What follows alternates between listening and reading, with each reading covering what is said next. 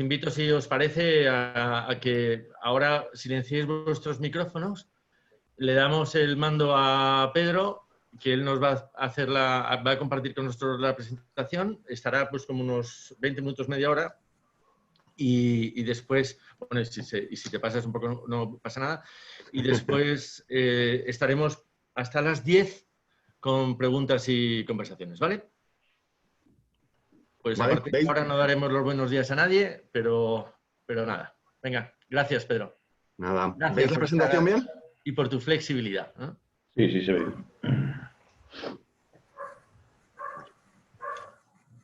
Mira, se apunta un perro también.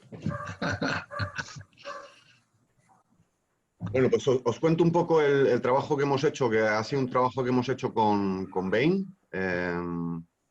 La verdad es que a nosotros la industria de alimentación y bebidas, la CIAB, nos hizo un primer pensamiento de cuál podría ser el impacto y resulta que Bain estaba haciendo un trabajo parecido, conectamos y al final decidimos hacer un mismo trabajo para que hubiera una única versión, ¿no? Por eso es la colaboración entre Bain y nosotros, que normalmente éramos competidores, bueno, y seguimos siendo competidores, pero que en este caso nos hemos apoyado y hemos creado un equipo conjunto. Por lo tanto, es un trabajo conjunto, ¿eh? Me gustaría empezar por las conclusiones, porque los de Bain, como cobran más que nosotros, pues empiezan siempre como los de BCG por las conclusiones y luego te echan el rollo. Hicimos 2 hojas de conclusiones, ¿no? Lo primero que queríamos con el estudio era poner en valor al sector, ¿no? Como sabéis todos muy bien, porque todos os dedicáis aquí a ello, pues es un sector que es un pilar fundamental para la economía, tiene entre 2 y 3 veces el peso superior a otros mercados. Quizá Francia es el mercado que más se acerca a nosotros respecto al peso del PIB. Emplea directamente a 1,7 millones de personas y factura 124.000 millones de euros. Hablamos de la distribución de todo el territorio nacional porque es un punto de vertebración, es decir, no se localiza solo en las grandes ciudades, sino que está distribuido por todo el territorio. Y luego que genera empleos y ventas en sectores críticos como bebidas, alimentación, distribución, etcétera, etcétera. Por lo tanto, veréis que el primer capítulo intentamos poner en valor al sector. El primer capítulo que iré muy rápido porque conocéis perfectamente. Luego, lo segundo, hicimos un pequeño análisis de que es un sector frágil, sobre todo en tiempos de crisis, ¿no? Y es frágil, lo achacamos a 4 cosas. Uno es por su tamaño y estructura, es decir, es un sector muy heterogéneo y su tamaño medio, el 70% de los puntos de venta tienen menos de 3 empleados, con márgenes de beneficios muy bajos respecto a la media de otros sectores, con un nivel de capitalización bajos, quitando hoteles, la parte de cafeterías, restaurantes, tiene un nivel de capitalización bajo, y luego tiene escasa liquidez, es decir, trabajaba con mucho lo que llamamos cash hand-on, es decir, te cobran y pagan casi por la caja y te pagan con lo que tienen, ¿no? Por lo tanto, es un sector particularmente frágil a la crisis desde un punto de vista financiero y desde un punto de vista de caja. Luego hicimos un trabajo del impacto. A mí esta parte es la que más me gusta porque este trabajo lo hicimos hace un mes, justo cuando empezaba la crisis, perdón, la crisis no, el confinamiento, y ya en aquel momento separamos 4 tipos de momentos. Uno, el confinamiento. Lo segundo, lo que llamamos apertura restringida, que era un momento donde los puntos de venta, o mejor dicho, los gobiernos iban a dar acceso a la apertura de ciertos puntos de venta. Luego, demanda en transición y cambio estructural. Os explico un poco, porque hacer un cálculo del confinamiento es fácil, porque al final dices, oye, estamos confinados tanto tiempo, pues multiplico por 0 porque las ventas son 0, bueno, pusimos un 5% por todo el delivery, es razonablemente fácil, pero aquí digamos, el gran reto y el gran fallo al mismo tiempo del impacto que tiene el COVID en la hostelería es en lo que llamamos la apertura restringida y la demanda en transición. Luego os explico por qué.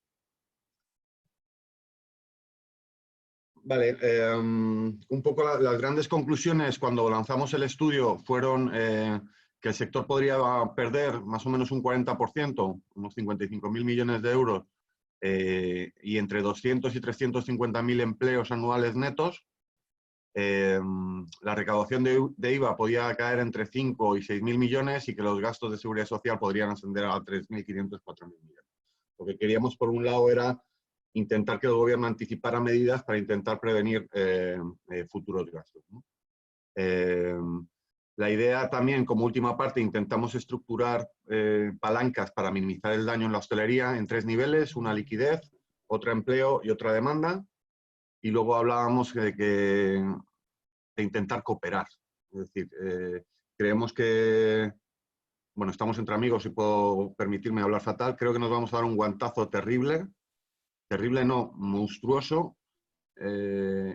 La economía española se va a dar un guantazo muy, muy grande, pero la hostelería especialmente. Y aquí solo se sale si colaboramos, lo primero, toda la hostelería junta, la administración pública, los bancos y las empresas. Y el inicio de la crisis, cada uno ha disparado un poquito por su cuenta, ¿no? Pues una marca dice, venga, te echamos de menos, bares, oye, ¿cuánto te queremos, bares? Sí, todos queremos a los bares, pero nos ponemos todos de acuerdo o no salimos de esta, ¿no? Perdonad que esa ha sido una apreciación personal no muy política, pero bueno. La primera parte, el sector de la hostelería. En esta parte voy a ir rápido porque entiendo que la conocéis muy bien, pero este es un sector de 314.000 establecimientos, separados entre bares, restaurantes, colectividades, hoteles y camping, con 124.000 millones de facturación, 1,7 millones de empleos y el 6,2. Veis ahí un poco la importancia que tiene este sector, que quitando Francia, todos están muy lejos de la aportación al PIB, ¿vale?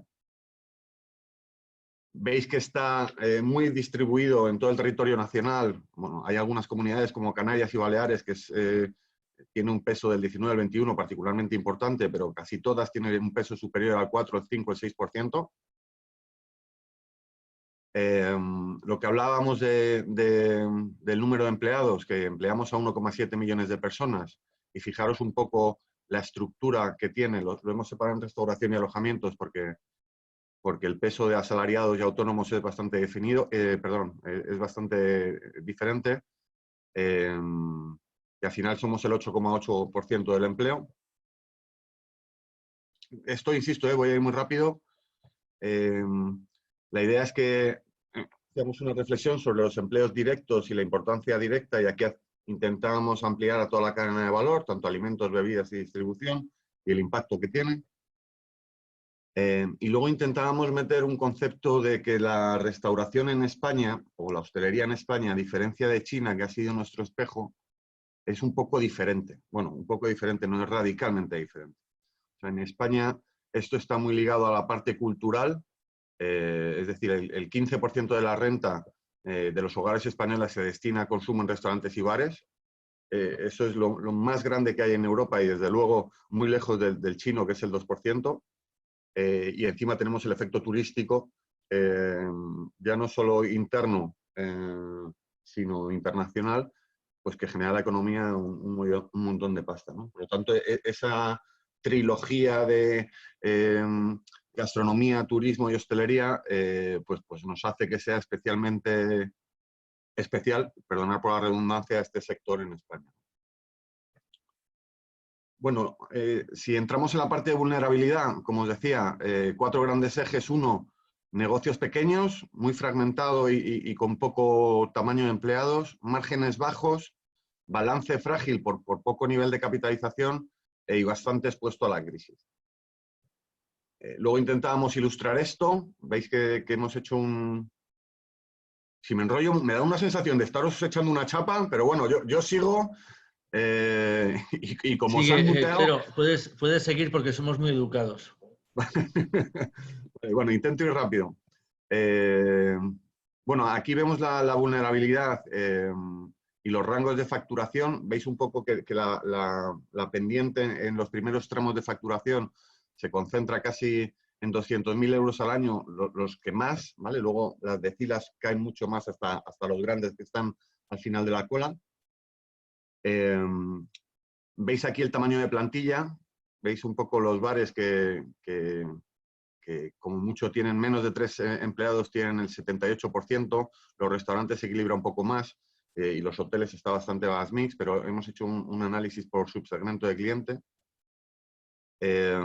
Aquí hemos analizado una cuenta de resultados de un hotel y de un restaurante, más que de uno de 60.000, pero entendemos que son los 60.000 más grandes porque cogimos las cuentas que estaban publicadas, pero este es el resumen de la cuenta de resultados, de la media de cuenta de resultados, tanto de restauración como de alojamiento.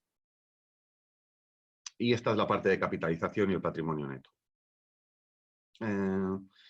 Nos centramos en este análisis un poco para ver el impacto en liquidez. Lo que decíamos es que el 42% de los hosteleros, en el momento que pasen 43 días de confinamiento, están en quiebra técnica.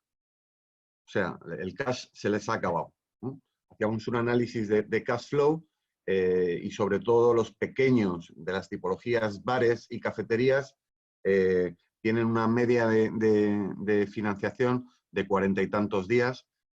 Por lo tanto, si el confinamiento dura más de 40 y tantos días, estaríamos muertos. Bueno, estaríamos muertos.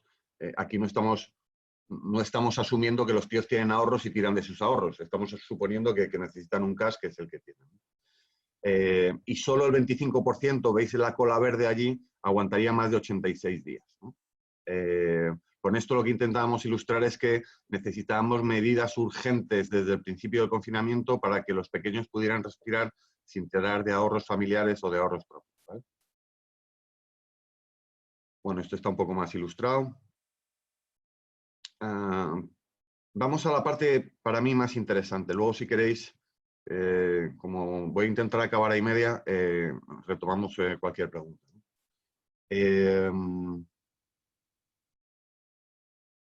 Voy a ponerme el cuadrito este a ver si sé, porque os estoy viendo a la derecha, pero no veo la presentación. Ahora.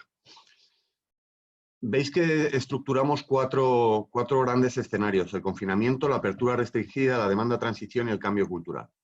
Nuestras hipótesis es que cuando empezamos este proyecto todo el mundo estaba muy asustado con el confinamiento, como era normal. Ahora todo el mundo está pensando en la apertura y en el desescalado, pero nuestra gran teoría es que el gran shock y el gran impacto lo vamos a tener en lo que llamamos la demanda transición.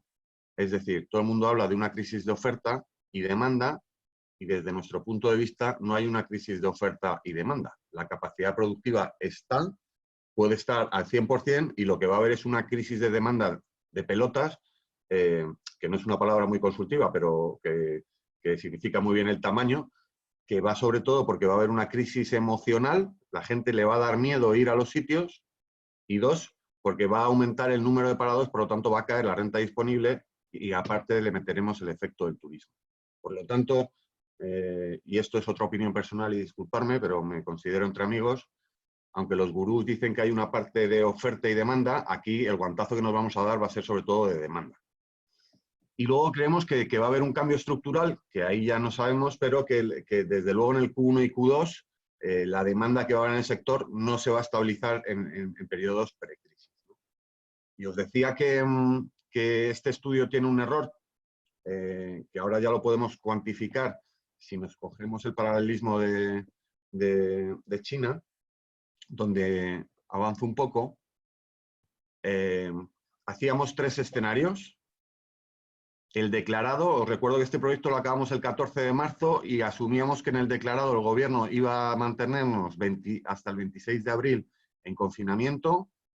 Entendíamos que iba a haber un proceso de apertura restringida de unos 2 meses hasta el 26 de junio, una demanda en transición hasta final de verano y ciertos cambios estructurales desde agosto hasta diciembre, hasta que se descubriera la vacuna, que será verdaderamente el que te vuelva a llevar a unas demandas parecidas a las anteriores.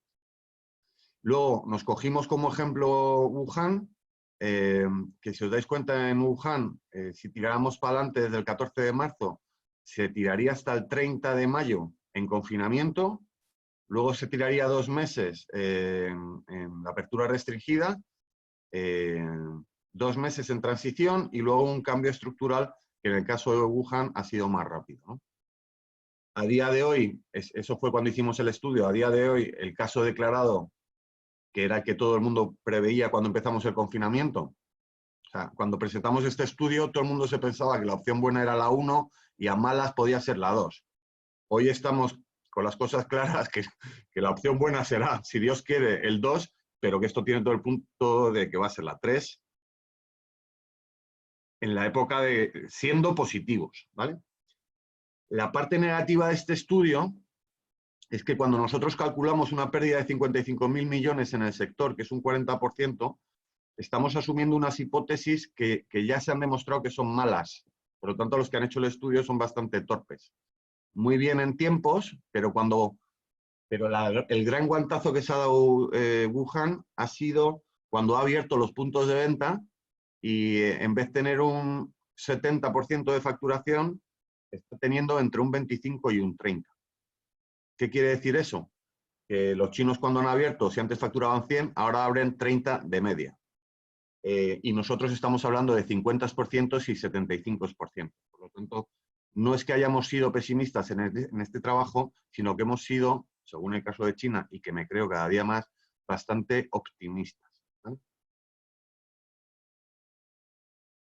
Haciendo la simulación de esos escenarios, aquí veíamos que el sector en el declarado palmaría entre 40 y 42.000 millones de euros, el punto intermedio sería 44-47 y el equivalente a Wuhan sería 52.000, que sería que perderíamos entre el 40 y el 42% de la cifra de negocios anual en un año. Y en empleo estaríamos entre 310.000 y 360.000, lo hemos llamado empleo promedio, porque eso tendría picos estacionales, como bien sabéis, que esta demanda en verano y en Navidad es bastante estacional, pero empleos netos anuales, ¿vale? Esto me lo paso porque es una slide más dirigida al Estado, de que meta la pasta antes que no meterla después, porque si la metemos antes esto va a tener mucho impacto en no tener gasto después. Y esta es una gráfica de cómo va a evolucionar el empleo por cada época. Bueno, un poco viendo ¿cómo vamos de tiempo? Voy a intentar acabar en 6 minutos para luego generar un debate.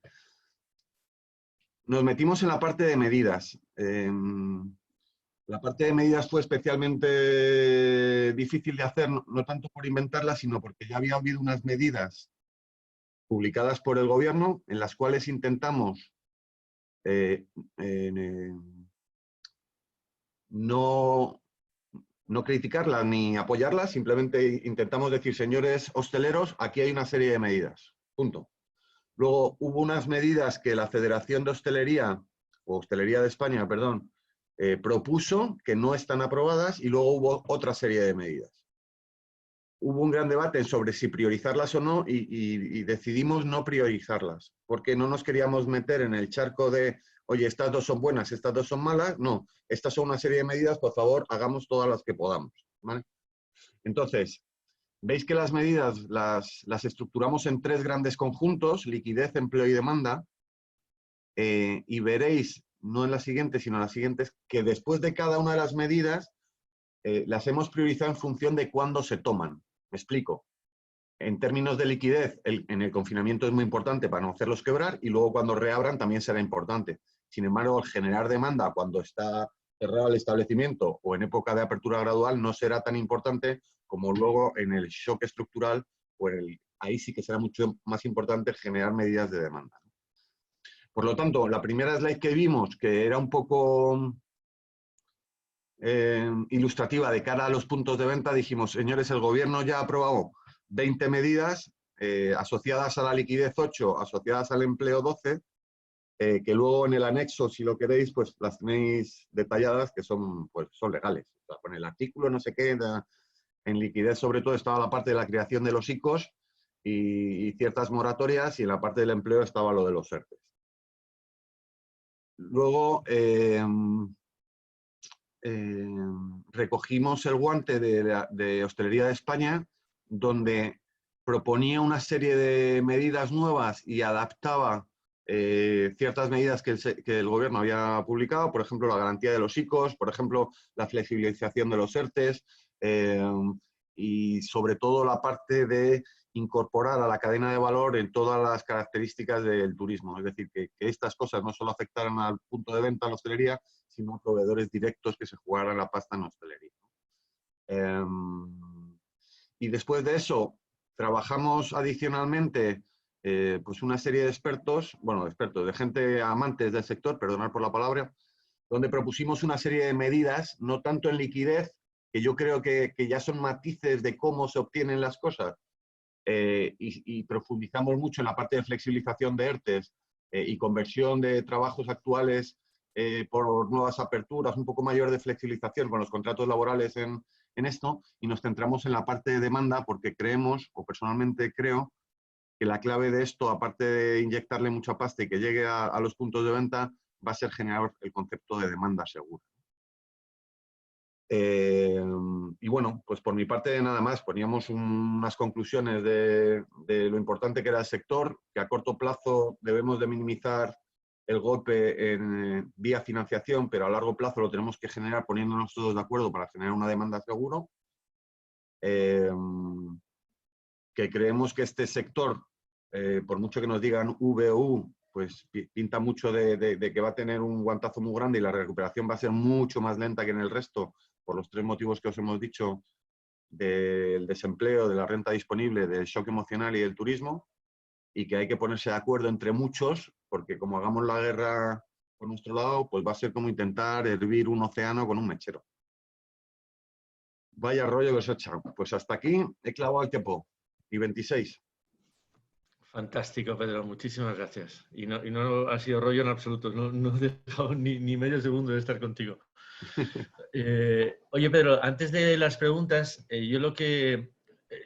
yo he extraído también un aprendizaje y no es del estudio, sino de quienes lo habéis hecho. Tú has empezado diciendo que el origen del estudio es de Bain y que vosotros os habéis puesto a trabajar. Yo creo que uno de los ejemplos que tenemos que sacar de esto es que 2 empresas que son competidoras, que han sido competidoras, que lo son hoy y que lo van a seguir siendo, han sido capaces de unirse para hacer algo que verdaderamente merezca la pena en favor del sector. Creo que ese debe ser el talante que tengamos todos.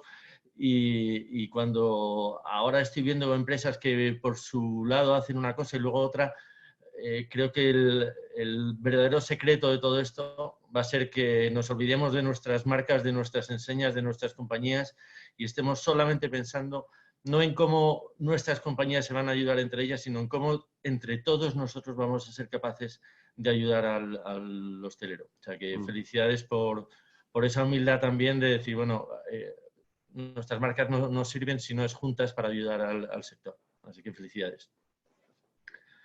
Y bueno, si ahora abrimos el periodo de preguntas. Quien quiera hacer una pregunta, por favor, que quite el mute y los demás escuchamos, ¿vale? Gracias. Pues yo arranco, José María. Lo primero quería agradecerte, Pedro. Bueno, lo primero, encantado de conocerte, que aunque en mi anterior vida como director comercial de Suez habíamos tenido alguna conversación, no habíamos tenido la oportunidad de vernos, aunque sea en esta. Agradecerte la transparencia, estar colaborando con nosotros y el tono de la presentación, que es súper interesante. Efectivamente, desde cuando empezamos a verla hace una semana, la verdad es que ha tenido una gran repercusión y también estáis sentando camino, porque yo creo que en un entorno donde no sabemos nadie dónde vamos a parar, pues el hecho de que nos deis luz también marca camino. O sea, no es casualidad que estén pasando determinadas cosas y que determinados escenarios estén pasando y que vosotros fuerais capaces de preverlo con antelación. Yo quería hacerte dos preguntas y después hacerte una petición. Mira, la primera pregunta es... habla en el estudio también, y yo creo que, aunque no lo has comentado en la presentación, creo que es uno de los puntos muy importantes. Cuando volvamos a esa nueva normalidad y en ese periodo de transición va a haber muchos cambios de hábitos de consumo, pero también de hábitos de compra. Y esto efectivamente va a cambiar muchísimo cómo vamos a interrelacionarnos proveedores, fabricantes, distribuidores y clientes, ¿no? ¿Cómo crees que podemos hacer de esto una pequeña oportunidad y eficientar un sector que es posiblemente de los menos evolucionados tecnológicamente? ¿Cómo podemos dar un paso para que podamos acelerar esa recuperación y hacer un sector más eficiente? Y la segunda pregunta es, y como tú has dicho, ya estamos aquí en confianza en el pequeño grupo y te agradezco la transparencia, vosotros estáis siendo un altavoz muy grande de la hostelería, cosa que os agradecemos. Como desde el instituto, que al final somos un grupo de afines al sector, con casi 40 asociados, pero también con una capacidad de influencia, creemos que es grande y sobre todo con muchos fabricantes juntos. ¿Cómo podemos ayudaros a nivel de presión, de conocimiento, de unir voluntades, a hacer de altavoz de cara a que esas medidas y estas reflexiones que habéis compartido con mucha gente, pues puedan tener una segunda parte de después planes de acciones que tengan más sentido o que nos ayuden a salir de esto de una manera más acertada. Solamente acabar haciéndote una petición, que es que sigáis empujando y que contéis con nosotros para todo, porque nos va a hacer mucha falta a todos ponerle un poquito de sentido común a esto. Muchas gracias. Bueno, las respuestas te voy a dar una opinión, no son respuestas evidentemente ciertas. Yo creo que el sector no va a ser igual dentro de un año que ahora. Por lo tanto, yo creo que esta crisis va a hacer que el sector sea más pequeño desde el punto de vista de número de puntos de venta y que sea menos rentable para toda la cadena de valor. Es lo que pienso, ¿eh? Lamentablemente es lo que pienso. Aún así, tenemos que intentar que sobrevivan los más posibles y que dentro de lo que sobrevivan, que sean más resilientes a la crisis y al ciclo económico.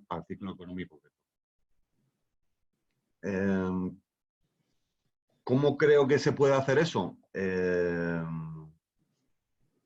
Bueno, todo el mundo habla de la digitalización del punto de venta. Yo no sé si, evidentemente la digitalización tiene que estar ahí. Yo creo que hay que mirar para adelante. Es cómo conseguimos, el reto está en que el ocio esté en los bares. Para mí la gran amenaza coyuntural que ahora se va a acelerar es que el ocio se haga en casa. Entonces estamos jodidos.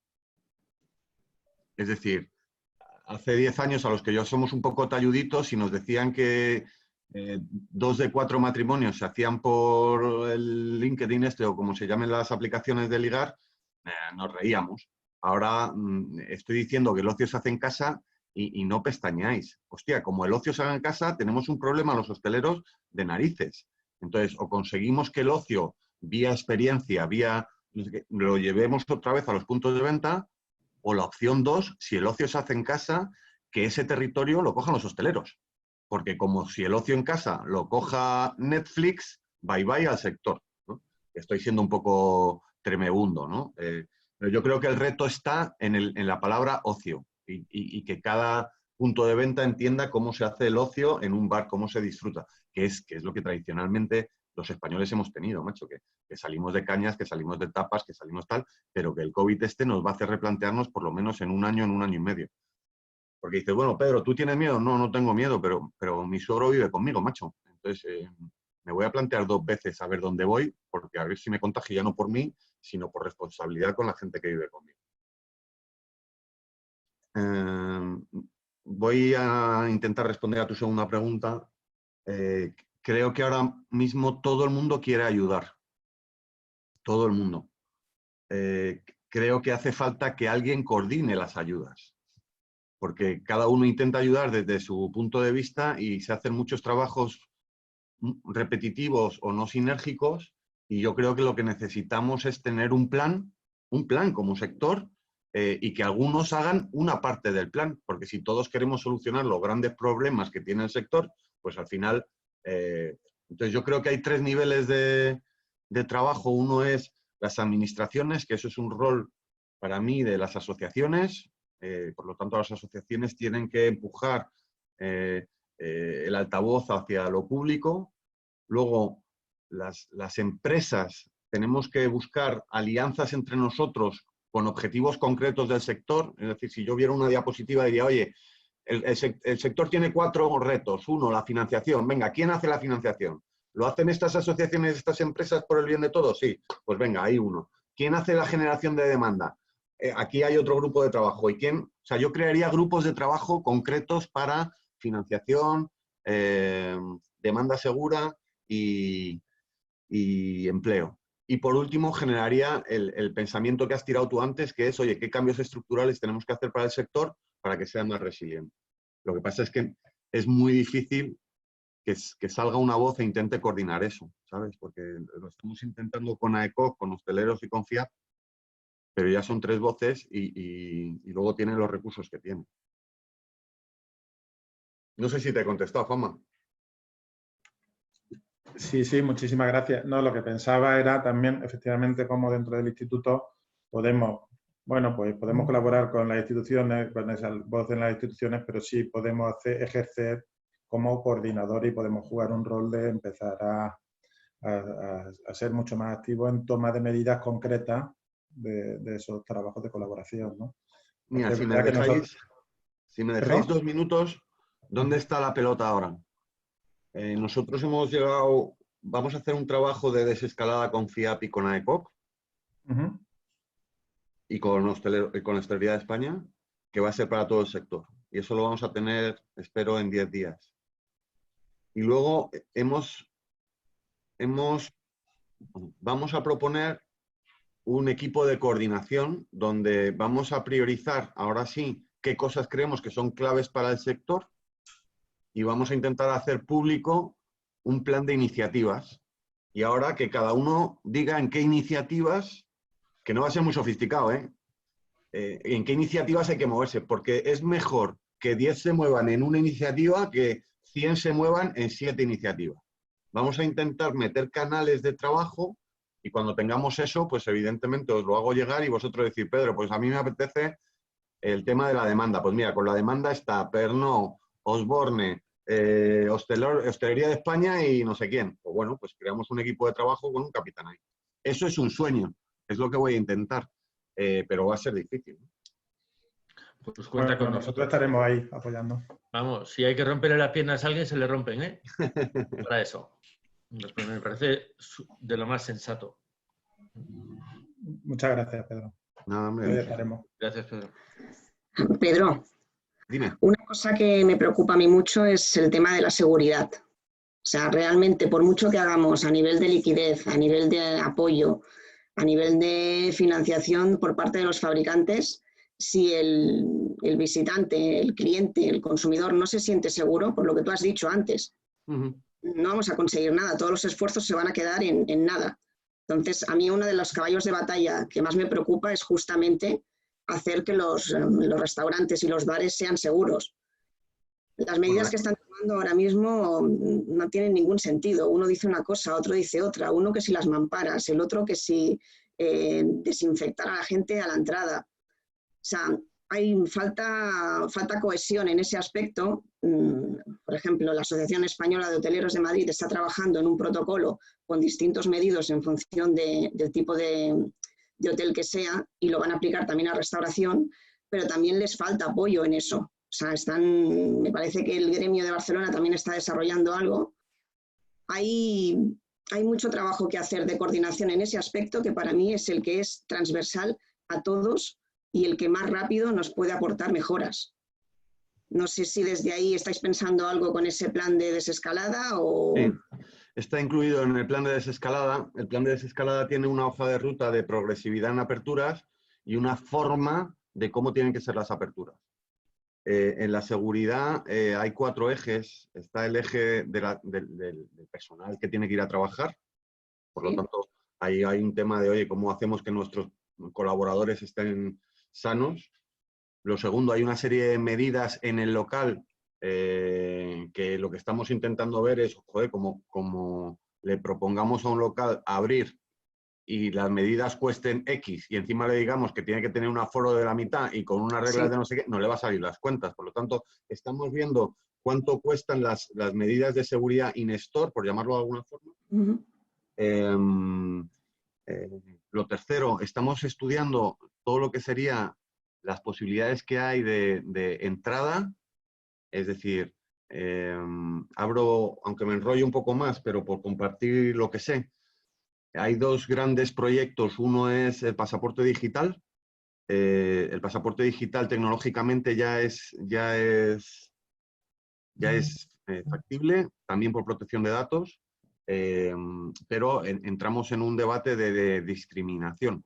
Sí. Es decir, que a alguien no le dejes entrar porque no haya pasado el virus, a nivel constitucional está mal. Otra cosa es que debido al estado de alarma o debido a que algunos restaurantes, bares, hoteles o puntos de venta decidan tener el derecho de admisión en su propio establecimiento, podríamos saltar esa hora. Lo que han hecho los chinos ha sido lo que veis en los vídeos de lo térmico. Es decir, yo no pido pasaporte digital, lo que tengo es una cámara térmica que te mide a 5 metros la entrada, veo si ese tío tiene la temperatura más de 36,5 y en función de eso le puedo dejar entrar o no. Esto tiene una solución más rápida que la otra. Particularmente pienso que las grandes empresas, Santander, BBVA, ya están trabajando en esto. Por lo tanto, el sector asociado de la hostelería va a aprovecharse de ciertas medidas que las grandes implementen en sus compañías porque les pasa lo mismo. No tienen el concepto demanda, pero tienen el concepto empleado interno. Es decir, que en Telefónica 15.000 tíos vayan a entrar a un mismo edificio, tienen que ir pensando cómo tienen que hacer la seguridad de ese edificio y que yo creo que habrá una posibilidad. Por no enrollarme, nosotros en el trabajo vamos a poner una serie de medidas de punto de venta. Ahí metemos empleado, limpieza y medidas de separación. Vamos a plantear un concepto de medidas de entrada y salida y luego un concepto de aceleradores. Aceleradores quiere decir, si el pasaporte sanitario funciona, pues sería un acelerador estupendo. Si las vacunas existieran, sería un acelerador estupendo y nos condicionaría el escalado de apertura. Pero estoy de acuerdo contigo que para mí la clave de esta gestión va a ser la demanda segura, desde el punto de vista del empleado, del punto de venta y del consumidor. No sé por qué orden, pero por eso. Hay un punto ahí que quizás desde el instituto también podríamos hacer más trabajo, que es que el aprovisionamiento también sea seguro. O sea, todos los bares y restaurantes tienen una entrada de los proveedores prácticamente diaria. Ahí tiene que haber un protocolo establecido y tiene que haber unas garantías desde el fabricante que también les eximan al fabricante de responsabilidad, en cualquier caso. Sí. Digo, porque es un debate a tener.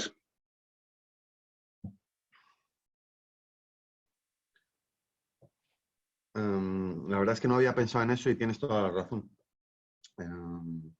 Yo, si queréis, si queréis y os apetece, yo el viernes habré avanzado un poquito. Puedo compartir con vosotros el primer borrador de trabajo y todo lo que enriquezcáis, pues para mí será un lujo, claro.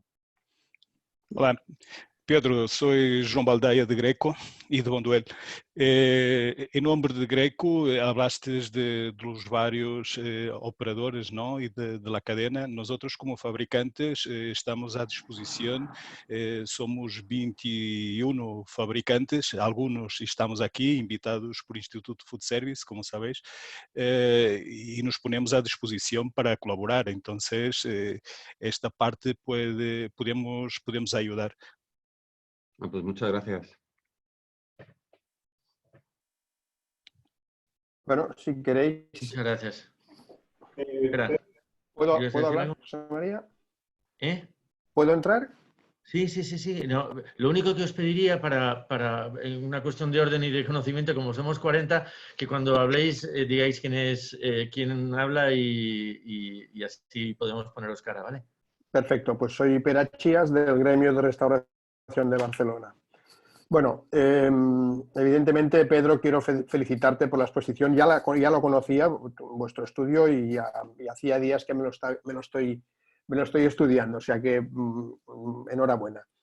Estoy muy de acuerdo en todo lo que estamos hablando, lo que se está diciendo. Quizá un poco por alusiones a la última intervención, pues diríamos que desde el Gremio de Barcelona sí que estamos trabajando, sobre todo en los protocolos que debemos emplear en los establecimientos, en todos estos, sí, en estas situaciones que estamos ahora mismo hablando, ¿no? O sea, el control de los empleados, evidentemente, Necesitamos herramientas, que no las tenemos, pero las tendremos, evidentemente. Desgraciadamente, aún tendremos tiempo para podernos organizar en todo esto, porque nuestra incorporación va para largo, ¿no? El tema, por ejemplo, el tema de lo que es el personal, lo que decíamos de cómo tienen que actuar nuestros colaboradores, pues evidentemente, tanto en producción como en atención, como pueden ser camareros y otras situaciones, guantes y mascarillas al principio yo creo que es inevitable, porque evidentemente lo que hemos comentado, que es esta seguridad y esta confianza que tenemos que brindar al cliente, pues pasa porque lo que el cliente vea a primera vista ya tiene que ser convincente de entrada, ya no le podemos ofrecer dudas, ¿no? Entonces, por ejemplo, en los temas de las cartas, de cómo vamos a presentar las cartas, pues las cartas, el sistema tradicional, yo ya tengo clarísimo que no se va a poder utilizar, por lo menos en un primer tramo, de unos meses, ¿no? O sea que ya estamos pensando en sistemas de lectura, de sistemas de QR para que el cliente se lo pueda descargar, unos formatos más fáciles, ¿no? Que se los pueda descargar en su teléfono o tablet, que nosotros lo presentemos a través de tablet. La tablet es un equipo que también se puede, digamos, que desinfectar al momento que se retirara de la mesa. O la otra opción son páginas de usar y tirar. O sea, que hagamos francamente unas fotocopias y estas fotocopias, después de utilizarlas, ya se retiren en aquel momento ya para la destrucción. En cuanto, por ejemplo, a lo del aprovisionamiento, pues yo ya, los que me conocéis y me habéis escuchado aquí en otras intervenciones, yo ya hablaba, más que nada únicamente por el tema de riesgos laborales, ya hablaba de que no deberíamos dejar entrar a los repartidores a nuestros establecimientos y que descargaran, siempre y cuando la situación lo permita, evidentemente, pero que lo descargaran o fuera de nuestro establecimiento o justo nada más atravesar la puerta, si no se permite el hecho de que haya una zona exterior justamente al lado de la puerta. Ahora ya más que nunca, ahora ya no es solamente por lo que yo decía, sino que por el tema de lo que puede ser la contaminación que nos pueda acarrear la presencia de personas extrañas, pues ya evidentemente prohibidísimo el acceso, incluso por las puertas de mercancías para ninguna entrada de nadie, ni mecánicos, que serían los privilegiados de poder acceder hasta sitios diferentes de los demás externos que puedan intervenir en nuestros establecimientos. Todos deben de entrar por la puerta principal del establecimiento y los que descargar justo fuera de nuestras instalaciones, ¿no? Y ahora volviendo a la intervención que has hecho, Pedro, por todo lo que es la estructura, las ayudas que necesitamos el sector, pues evidentemente que estamos ya sufriendo con los bancos, los que tienen que echar mano de ERTES por todos los problemas que hemos dicho de la debilidad que tenemos en nuestro sector, lo frágiles que somos para mantener una economía muy pequeña, y que esto, ante una situación imprevista, pues encima ha sido una espada muy potente que nos ha entrado en esa... Que el tema de los ERTES... No te oigo, Pera, se me ha cortado un poco. Espérate, hemos perdido. Has dicho el tema de los ERTES y ahí nos hemos quedado. Espera.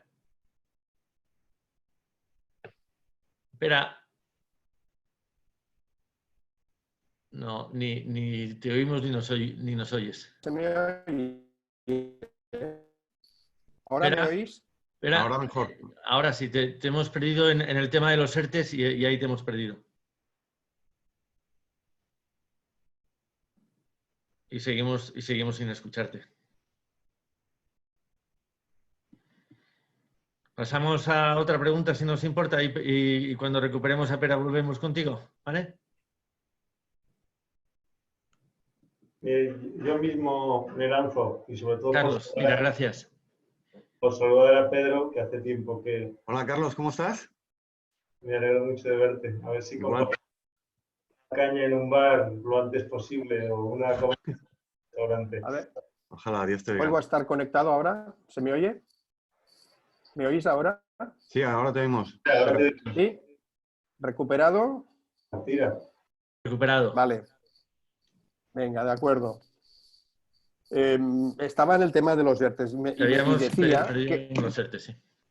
Sí, vale, pues decía que el tema de los ERTEs lo estamos sufriendo con la banca. La banca no están ofreciendo los ERTEs bajo el concepto que el Estado había previsto, ni los avales al nivel que se están haciendo sirven para que puedan llegar a muchísimas personas que por el motivo que sea tienen alguna digamos, algún problema que hace que las personas, los analistas bancarios que deben tomar decisiones, pues me están echando para atrás un montón de expedientes, pero muchísimos además, ¿eh? El tema del desconfinamiento gradual que vamos a tener en nuestro sector, pues nosotros ya llevamos como un mes hablando con la ministra de Trabajo y con la ministra Maroto. Yo ayer por la tarde estuve 2 horas en una conferencia que tuvimos y estuvimos hablando también de los temas, pero la ministra de Trabajo, vamos, con todo el respeto, tiene un peligro que es increíble, ¿no? Porque el hecho de que se la tenga que convencer para tener estos ERTEs, digamos que a partir de ahora, a partir del momento que tendremos el desconfinamiento, pues han de ser graduales. No podemos reincorporar a toda la plantilla entera cuando vamos a tener nosotros un proceso muy lento de recuperación de nuestro cliente, y más los que estamos vinculados con el sector turístico. Es increíble. Y parece ser que ahora lo han entendido un poco, pero ahora vamos a ver también cómo lo acaban de soltar, porque evidentemente que el ERTE, esta situación nueva, puede ser diferente a la que ha habido ahora. Y con esto me estoy refiriendo a si a partir de este momento que podamos hacer el rescate gradual de los empleados, pero teniendo a cuenta de la empresa los costes de las cuotas de la seguridad social, que ahora no los tenemos. O sea, es un peso que no lo podemos soportar. Como también intentamos convencer a la administración, y hoy creo que saldrá una nota muy contundente, que ayer tuve que hablar con nuestro presidente de Hostelería de España para que tomara cartas en este asunto, y hasta altas horas hemos estado hablando para que hoy saque una nota potente para quejarnos muchísimo de cómo han interpretado el tema de los alquileres de nuestros establecimientos. A ver, si una empresa está facturando 0, el alquiler ha de ser 0. Y después os explicaré el concepto por el cual somos tan contundentes, ¿no? Y a partir del desconfinamiento, si estamos a un 30% de nuestro aforo o a un 50%, no sé cuál nos va a tocar asumir, pues el alquiler debería estar también paralelamente soportado con estos mismos porcentajes. Y ahora os explico el por qué. Entendemos... Pero si puede ser breve, para que demos también oportunidad a Vale, personas sigue. sigue. No, pues termino con esto y otra cosita corta que me queda. El tema de los alquileres, entendemos que el propietario de un establecimiento comercial que lo alquila a un tercero, pues tiene que estar también sumido en el riesgo comercial de una situación extraordinaria que se ha caído encima de todo el mundo. Y esto lo tiene que compartir, no hay opción. Como lo comparten los que tienen acciones de bolsa compradas y hoy mismo las tienen a 1/3 de su valor, por ejemplo. O sea, son acciones que de una forma sobrevenida, involuntaria, que no tiene nada que ver con la eficiencia de aquel inquilino que tenemos, pues, y entonces el gobierno tiene que hacer también la contraprestación a cómo puede ayudar al propietario. Si este propietario tiene una hipoteca que está pagando por ese establecimiento, pues que también reciba un pacto de cómo se puede pagar los meses en los cuales él no va a cobrar el alquiler. Pero lo que es impensable es que una empresa esté facturando 0 y tenga que pagar un alquiler. Y después digamos, el último punto, el cual insistí muchísimo ayer con la ministra Maroto, es de que hice una propuesta que no se la había hecho nadie y que no le pareció mal del todo. Me gustaría conocer vuestras opiniones. le propuse rebajar el IVA de nuestro sector al 4%. Sobre todo para el mundo del turismo, considero que es una medida de atracción por precio, que tenemos unos competidores a nivel mundial. Aquí todo el mundo vamos a salir a saco todos cuando podamos empezar a ofertar de nuevo, y el hecho de que nosotros tuviéramos este diferencial de estos 6 puntos, digamos que nos pondría en una posición clara de ventaja, ¿no? Y además pues también favorecería el consumo interno, lo cual en un plazo que comprende desde ahora hasta finales del 2022, entiendo que sería una medida económica importante y original para poder ayudar también a este sector, que necesitamos todas las ayudas habidas y por haber, que estamos dentro todos de la ambulancia en dirección a la UCI, y que esta UCI parece ser que la han desmantelado y no vamos a tener atenciones adecuadas. O sea que, disculpar por la comparación, pero nos vemos en esta situación. Gracias. Muchísimas gracias, Pera. Con relación al alquiler, antes de seguir la siguiente, Cristina Lanzarot, del Distrito 41, se ofreció amablemente a tener una charla con nosotros, y un abogado con quienes trabajan, tener una charla con nosotros relativa en monográfico a los alquileres. Así que os invitaremos en breve, cuando podamos concretar la fecha, os invitaremos precisamente a tener un coloquio sobre ese tema en concreto, ¿vale? Perdonad que intervenga sobre los alquileres. Si podéis coger un benchmark de lo que está haciendo las empresas de retail moda, no benchmark, que está publicado, yo creo que podéis generar un antecedente de por qué unos sí y otros no. Es decir, yo creo que el gobierno ha abierto la mano con los alquileres de algunos subsectores, y que en nuestro caso no hemos salido ganando.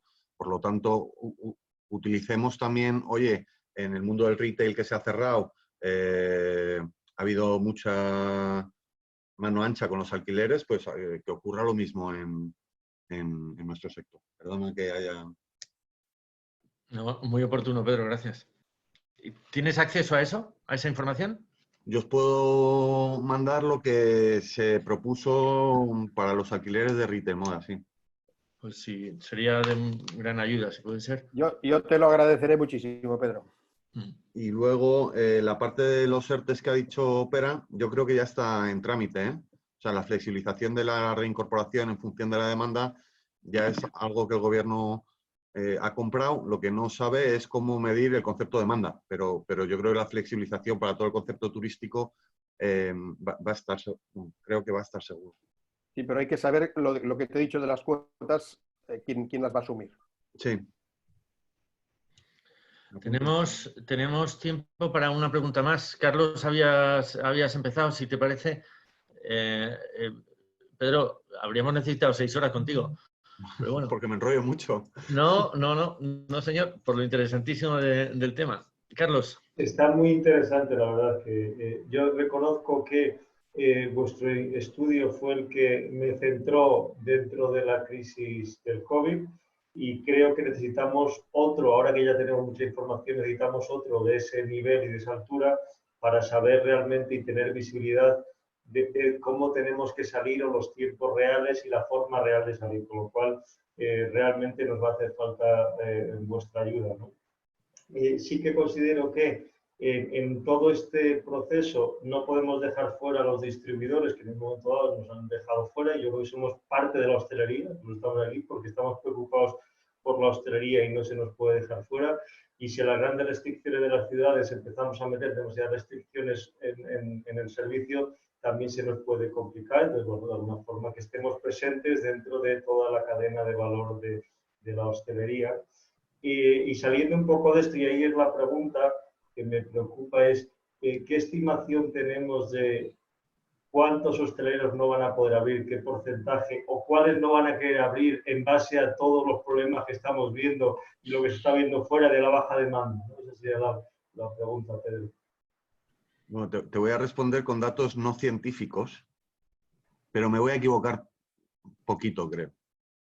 Mira, yo creo que hay una cosa que es el saldo neto de puntos de venta. El saldo neto, si miras en el 2008-2009 de la hostelería en España, cayó un poco pero se vio muy compensado porque hubo mucha gente en el paro y ese desempleo generó abrir nuevos puntos de venta y hubo una rotación de un 20, un 25% en aquella época de sitios que cerraban y sitios que abrían.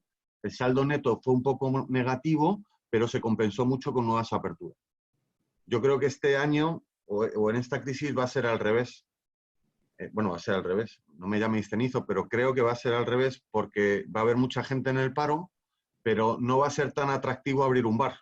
Por lo tanto, va a haber un eje que va a ser las nuevas aperturas, que va a ser más pequeño, y creo que por ahí tenemos una oportunidad de ayudar a que quien sea marca del sector público anime a abrir bares. O otra idea que tenemos es que se den licencias de bares como se hacen en las farmacias para que un bar valga más por tener una licencia. Luego hay otro eje que es la parte financiera. Por la parte de cash out van a morir 45.000 puntos de venta. Por lo tanto, si tú coges 45.000 puntos de venta que van a tener problemas financieros y luego no coges una nueva apertura, ya tienes ahí un saldo neto negativo. Luego lo que no hemos estimado es cuántos tíos van a abrir, pero no les va a compensar tener el sitio abierto, porque es que de eso va a depender de la demanda. A niveles del 30% de demanda, otros 25.000 tíos cierran, pero este ya es un dato que es un brindis al sol. Entonces, el saldo neto, yo estoy convencido que de aquí a un año vamos a tener bastante menos puntos de venta. Por eso os decía al principio de la reunión que yo creo que el sector se va a estructurar de manera diferente. Y encima los puntos de venta van a ser menos atractivos. El otro día con una marca que estábamos haciendo el rebalanceo, yo creo que ahora las marcas se están planteando mucho el rebalanceo de sus segmentos y de cómo invierten ellos su selling cost, su trade marketing, etcétera, etcétera. Va a haber mucha incertidumbre de invertir en los pequeños porque tienen riesgo de cierre. Los grandes no van a facturar como antes, por lo tanto se va a rebalancear esas inversiones y hay ciertas ocasiones de consumo que casi van a desaparecer en el corto plazo, como es el ocio nocturno, por lo tanto se va a rebalancear mucho hacia la clase media, ¿no? Pero bueno, ya hay estrategias de cada una de las marcas. Oh, macho, sí que me enrollo. ¿Te he contestado, no, Carlos? Más o menos. Gracias, Pedro. Sí, sí, por supuesto. José María. Oye, son las 10 y 2 minutos. Como habíamos dicho que íbamos a procurar ser respetuosos con la hora, vamos a terminar aquí. Carlos, Pedro, yo Dime. te invito, y creo que lo hago en nombre del instituto, te invito a que vuelvas. Te invito a que vuelvas a no solamente a hablar de este estudio, que ya lo hemos hecho, pero a seguir informándonos de cuáles son los avances que estáis teniendo con los interlocutores con los que habláis.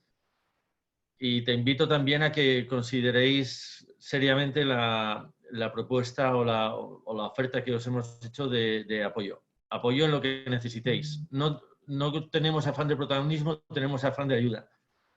Y ya has visto que hoy éramos 41 y detrás de esas 41 personas hay mucha voluntad de ayudar. Y de esas 41 y las que no se han podido conectar. Entonces, cuenta con nosotros y por favor vuelve. Hombre, a los precios que me habéis pagado la hora, yo vuelvo cuando queráis. Yo, si queréis, recojo el guante y si queréis, a través tuyo, José María, os voy mandando los avances que estamos teniendo y las ideas que estamos teniendo todos los viernes. Y si queréis, dentro de 15 días o 3 semanas, cuando tengamos el plan de desescalada, montamos una reunión para la desescalada y en esa reunión probablemente os confieso que tendremos un documento de desescalada bueno y tendremos un plan para el sector que creo que nadie va a monitorizar. Por lo tanto, ahí podemos coger la bicicleta y decir, oye, pues en estos 2 puntos tiramos nosotros y creamos un comité pues para esto, para esto, para esto. Perfecto. Antes de eso, el viernes sí, José María, me interesaría que le enviaras a Pera y a quien queráis del grupo las medidas de desescalada, sobre todo para la parte de los protocolos de... Si estamos con Hosteleros de Madrid viendo la parte de... Hosteleros tiene un tema de COVID-free que está razonablemente bien y que creo que hay cosas que podemos copiar. Sabéis que los consultores copiamos mucho. Si os parece bien, voy a incorporar la parte de aprovisionamiento seguro, que me ha gustado y que no teníamos en el scope. Y yo os mando pues para que generéis este viernes más ideas sobre lo que tenemos. ¿Os parece? Perfecto, muy bien. Nosotros lo hacemos llegar al resto. Vale, no, pues muchas gracias a vosotros por vuestro tiempo y me alegro de ver muchas caras amigas que hacía mucho que no veía. Y nada, pues que muchas gracias. Muchísimas gracias, Pedro. Muchas gracias a todos por vuestra asistencia. El jueves volvemos a vernos para hablar de cómo la recuperación se puede o se ve desde el punto de vista del operador. Tenemos a Pera haciéndonos de ilustrador. Y nada, os animo a que os sigáis apuntando. Nosotros estamos encantados con esto. Aprendemos un montón todos los días. Así que nada, Pedro, muchas gracias. Gracias a todos por vuestra... Gracias, está genial. A vosotros.